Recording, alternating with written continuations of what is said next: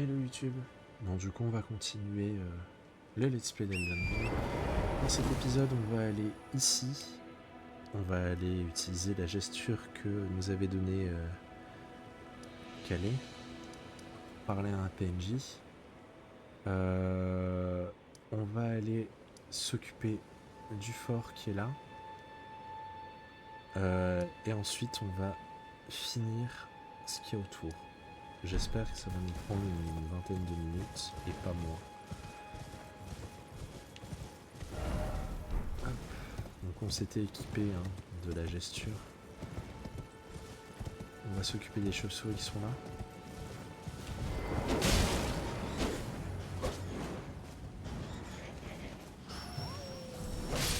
Donc on va se préparer parce qu'on va affronter un ennemi qui est vraiment pas commode.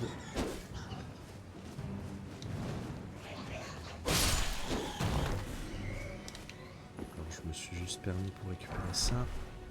Voilà, on a les runes qui sont ici. On va pas aller exactement dans les ruines. Voilà. On va se mettre ici. Et on va faire claquement de doigts.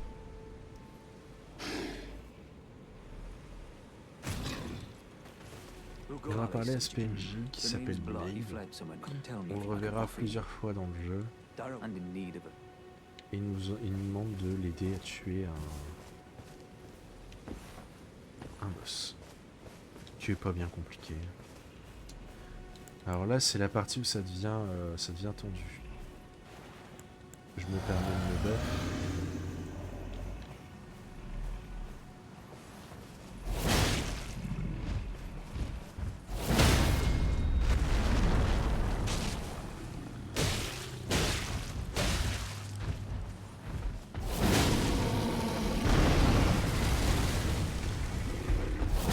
Le problème, c'est l'endroit où on affronte.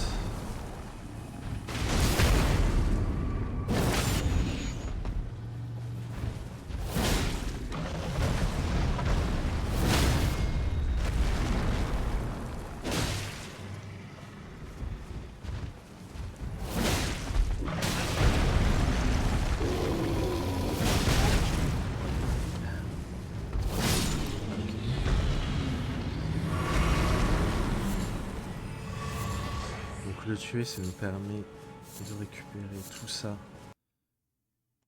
sereinement. Alors, je ne sais pas pourquoi mon casque s'est éteint. Je vais le charger. Hop. Excusez-moi. Mon casque a tendance à s'éteindre pour une raison inconnue. Hop. On va aller ici. Ouvrir le coffre. Une pierre de forge 2.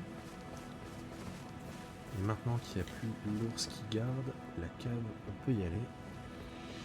On va récupérer un super talisman. Personnellement, j'aime beaucoup.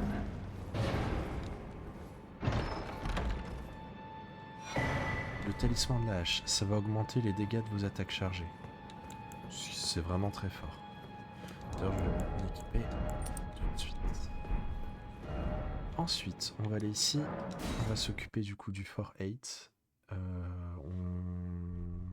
Il n'est pas très compliqué, mais on va se méfier quand même. Et à la fin, on va récupérer une somme de guerre qui est pas mal du tout. On a 30 en vigueur, c'est pas mal.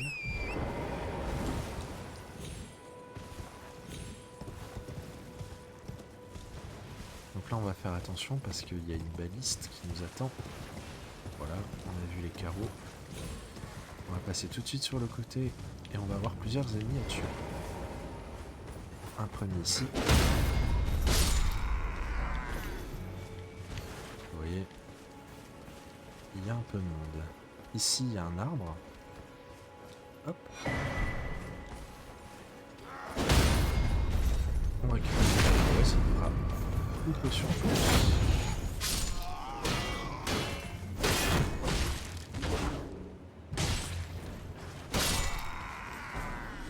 On va essayer de s'occuper de celui-ci avant de s'attaquer à la tête de citrouille. Alors oui, c'est le nom officiel. Il s'appelle carrément truc de citrouille. Ça vaut peut-être pas le coup d'aller les tuer. Quoique si, il faut que j'élimine tout le monde, sinon le fort est pas considéré comme pris. C'est un peu embêtant. Alors on va s'attaquer aux soldats. Voilà. On l'a tué.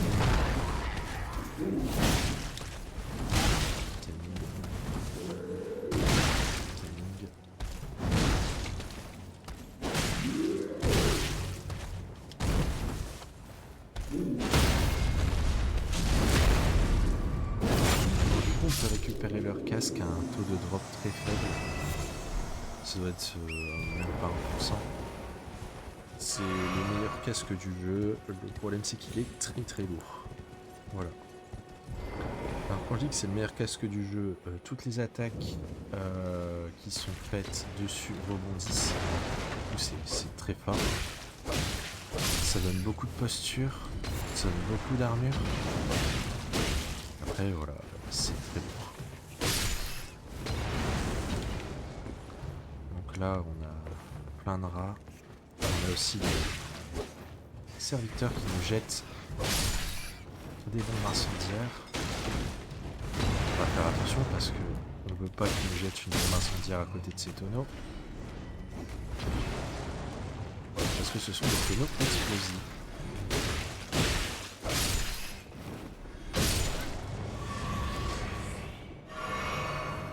Ici, un plan.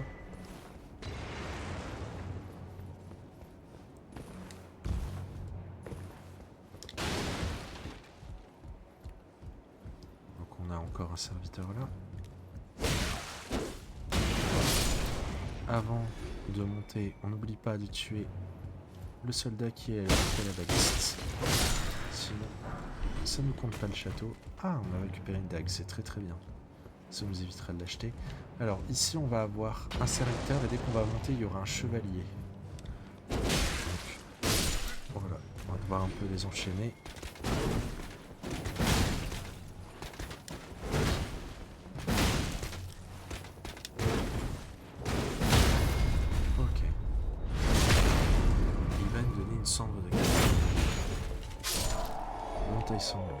C'est une chambre de guerre qui est pas trop mal. Vous allez perdre un petit peu de points de vie, votre personnage va s'entailler la main et il va projeter du sang devant lui. Et ça va aussi changer les scaling de votre arme. Au lieu de scale, par exemple là moi au lieu de scale sur la force et la dextérité, elle va scale aussi sur l'ésotérisme.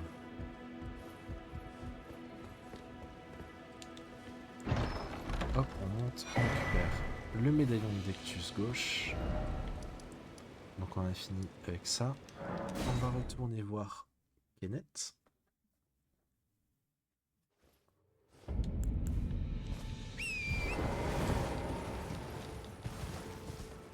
On va lui dire qu'on a accompli la mission.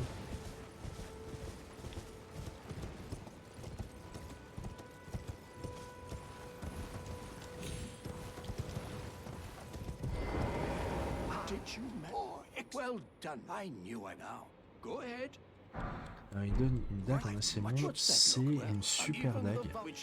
Si vous faites un build orienté sur la foi, elle a de très très bons scaling. Alors ça c'est pour sa suite de quêtes. À la fin ça nous permettra de choper une super... une pierre de forme draconique. Voilà, une fois que ça c'est fait, on en a fini ici. On va retourner au sud du lac d'Aville et on va aller affronter un boss. Hop là.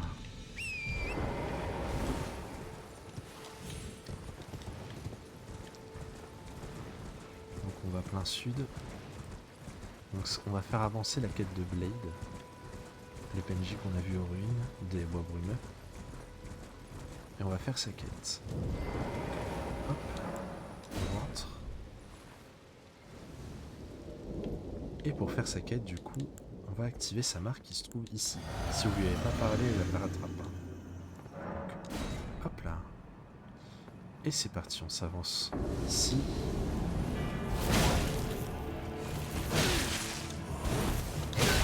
Darrow, walking in a cell is no true justice. No. This is where it ends for you. Donc cet ennemi-là, il est pas... il est pas commode. Il y a le timing un peu delayed aussi.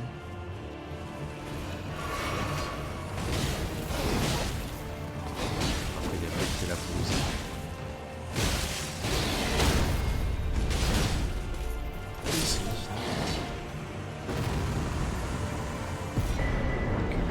De l'ennemi qui est un espadon courbé qui est excellent pour un build de qualité ou dextérité. La cendre de guerre est vraiment très très bonne, c'est une des meilleures armes du jeu. Voilà. Pour un build de qualité, hein. Il y a des armes qui sont bien plus fortes que ça. Mais c'est une arme qui est utilisée par des speedrunners parce qu'elle demande peu de prérequis pour s'en équiper, et elle fait de bons dégâts, et la cendre de guerre est excellente. Donc, on part la blade. Voilà, il nous donne une pierre de force de sombre 2. Voilà. Donc une fois que ça c'est fait, on va ici. On va aller parler à un PNJ qui va nous avertir qu'il y a un dragon dans le lac. On voit pas de dragon, mais il y a un dragon dans le lac.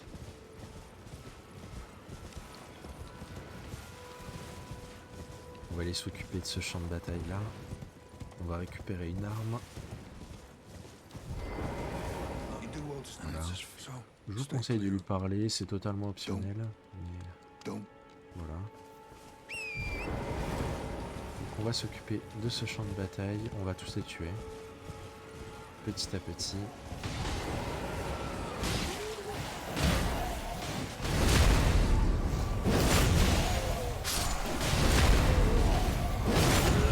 De l'expérience qu'il m'a donnée.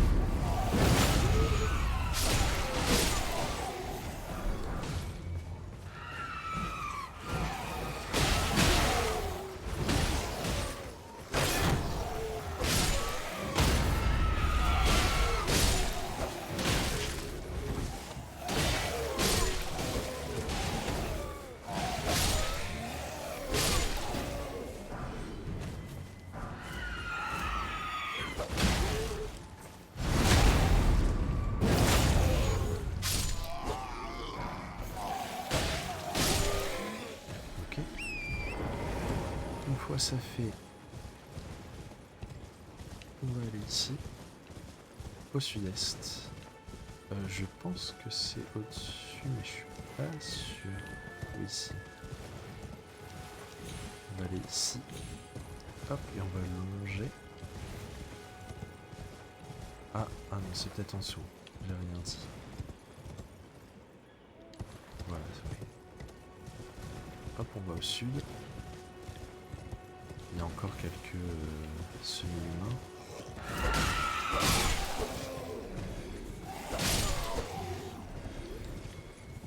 Alors on va récupérer un type d'arme. Il me semble pas qu'on en ait encore, il me semble que c'est une arme colossale.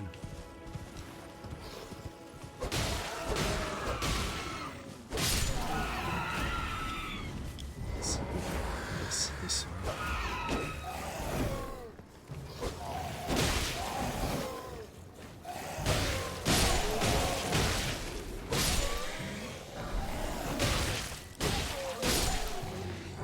Le grand gourdin. J'apprécie particulièrement le moveset de cette arme. Dommage que l'arme en elle-même ne soit pas terrible. Ah non, c'est pas une arme colossale, c'est un marteau de guerre. Ok. J'apprécie particulièrement le moveset et il est plus rapide que ceux des autres marteaux de guerre, qui est déjà assez rapide.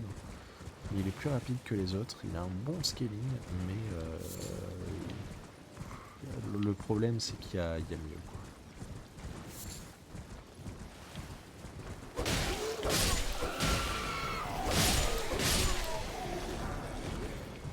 On n'en a pas fini avec le tour du lac. On retourne par là.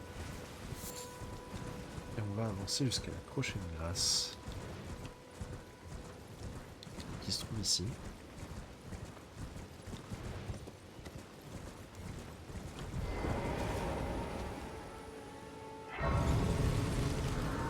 Alors, on va continuer, on va ignorer les chauves-souris, hein. On va longer.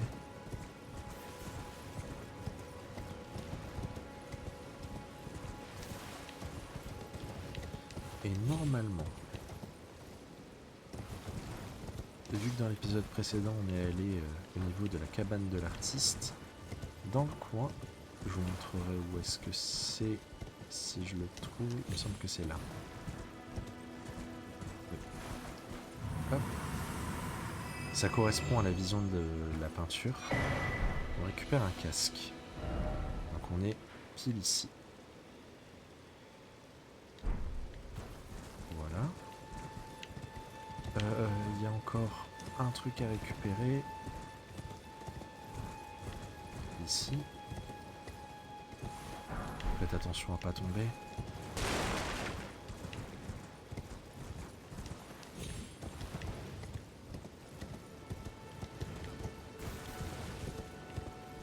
On ignore les chauves-souris.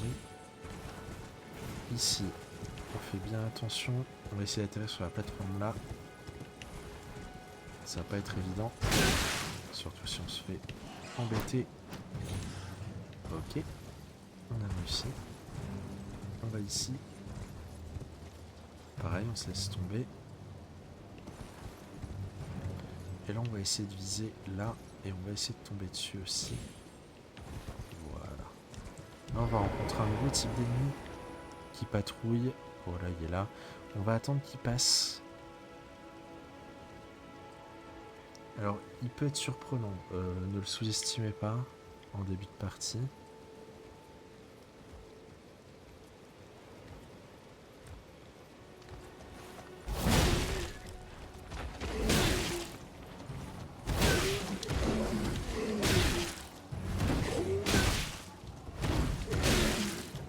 On commence à enchaîner les coups. Ah, j'arrive pas à en passer.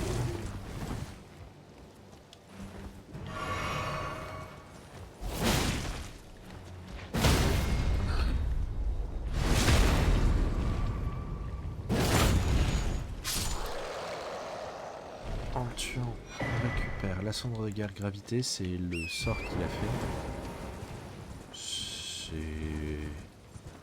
Ça a le mérite d'exister. Il y a des versions bien plus puissantes de cette cendre de guerre qui existent.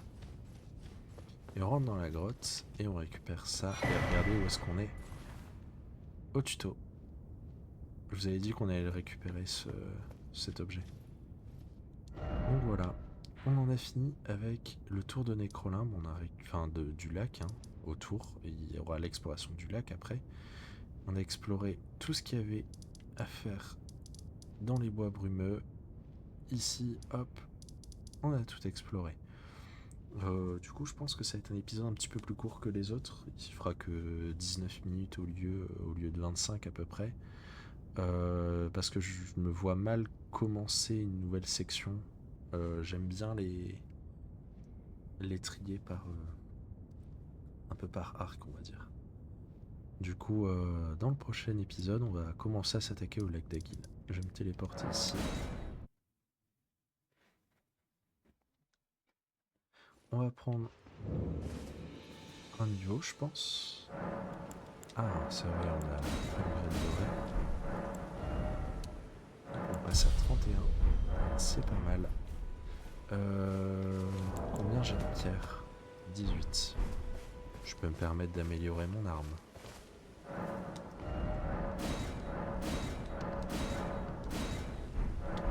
Ça sera pas grand chose, mais 30 points de dégâts, c'est pas... je crache pas dessus. Je vais aussi changer l'affinité de mon arme pour certains boss.